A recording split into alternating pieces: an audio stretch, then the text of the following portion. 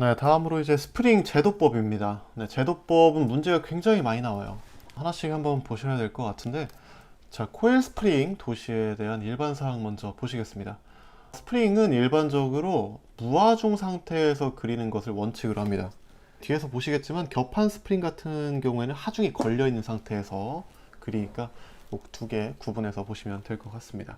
자, 그리고 하중이 걸린 상태에서 그린 경우에는 치수를 기입할 때 하중을 기입하더라. 자, 그러니까 하중이 걸린 상태에서 그리면 안 되는 게 아니라 기본적으로 무하중 상태에서 그리지만 하중이 걸린 상태에서 그릴 때 그때는 하중을 기입해줘야 된다 라는 거 좀 잘 알고 계셔야 되고요. 네, 이거 중요합니다. 네, 그리고 이거 하중과 높이 또는 처짐과 관계를 표시할 필요가 있을 때 선도 또는 표로 나타낸다.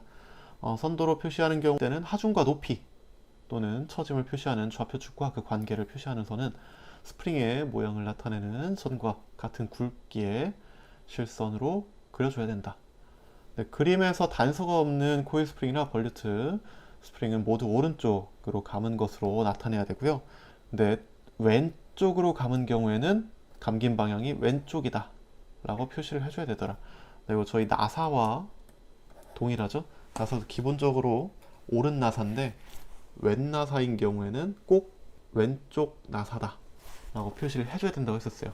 스프링도 마찬가지로 기본이 오른쪽으로 나타내고 왼쪽인 경우에는 왼쪽이라고 따로 표시를 해줘야 되더라 라고 알고 계시면 좋을 것 같습니다. 자, 그리고 오른쪽 보시면은 스프링 재료의 구비 조건 나와 있는데 이것도 가끔 문제 나옵니다. 그래서 알고 계시면 좋아요. 읽어보시면 다 납득이 되실 텐데, 첫 번째, 가공하기 쉬운 재료여야 된다. 만들기 편해야겠죠? 높은 응력에 견딜 수 있고 영구 변형이 없어야 한다. 당연한 얘기입니다. 피로 강도와 파괴 인성치가 높아야 된다. 당연하죠. 열 처리 쉬워야 되고 표면 상태가 양호해야 된다. 부식에 강해야 된다. 근데 만들기는 쉽고 사용할 때는 편리하고 강해야 된다. 전반적으로 그런 이야기인 거죠. 네, 이것도 알고 계시면 좋을 것 같습니다. 자, 다음으로 스프링의 모든 부분을 도시하는 경우입니다. 이거를 모든 부분을 꼭 도시하진 않는데 모든 부분을 도시할 때 이때는 굵은 실선을 이용해야 되더라. 이거 잘 알고 계셔야 되고요. 네, 이것도 한번 읽어보시면 될 것 같습니다. 자, 앞과는 다르게 이렇게 일부분을 생략해서 그릴 수도 있어요. 근데 이렇게 생략한 경우에는 생략된 부분을 저희가 가상선이나 1점세선 이런 것들로 나타내 줘야 됩니다. 1점세선이나 2점세선 이렇게 표시를 해줘야 되더라. 네, 이것도 알고 계시면 좋을 것 같고요.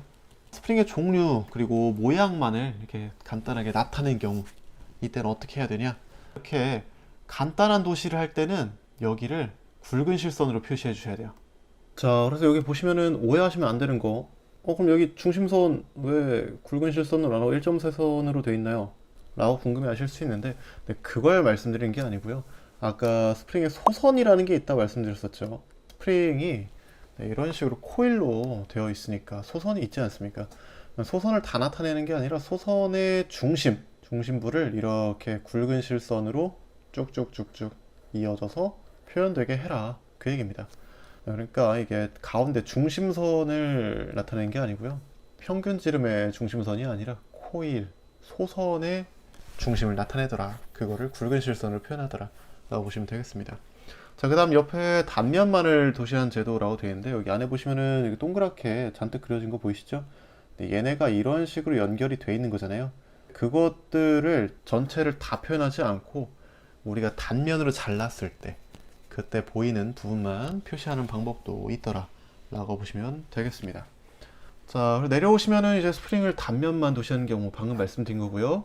자, 6번 겹한 스프링의 제도법. 네, 별 하나 붙어 있죠.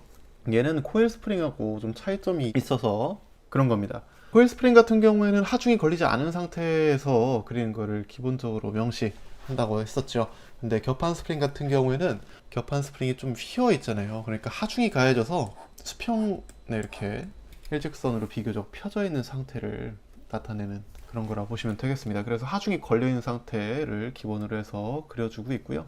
다음으로 이제 하중과 처짐의 관계는 요목표에 따로 표시를 해주더라. 네, 그리고 종류나 모양만을 도시할 때는 스프링의 외형을 굵은 실선으로 나타내더라. 네, 전반적으로 어떤 선을 활용하는지 그 선의 종류에 대해서 문제가 좀 나오는 편입니다. 그리고 스프링 같은 경우에는 하중이 걸려있는 상태냐 안 걸리는 상태냐, 이걸로도 문제가 자주 나오니까 이런 거 포커스 맞춰서 잘 보시면 좋을 것 같습니다. 네, 다음으로 벌류트 스파이럴 접시 스프링, 얘네는 한 번씩 보시면 될 것 같고요. 자, 개념 잡기 문제 한번 같이 보시죠. 코일 스프링의 일반적인 도시 방법으로 틀린 것은 뭐냐? 스프링을 원칙적으로 무하중인 상태로 그린다. 맞는 얘기죠.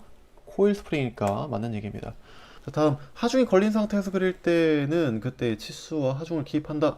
하중이 걸린 상태도 표시 가능하다고 했었죠. 그때 하중이랑 치수 같은 거 표시를 따로 해줘야 된다 그랬습니다. 두 개는 맞는 얘기고, 3번 특별한 단서가 없는 한 모두 왼쪽 감기로 도시하고 오른쪽 감기로 도시할 때는 감긴 방향 오른쪽이라고 표시한다. 반대죠.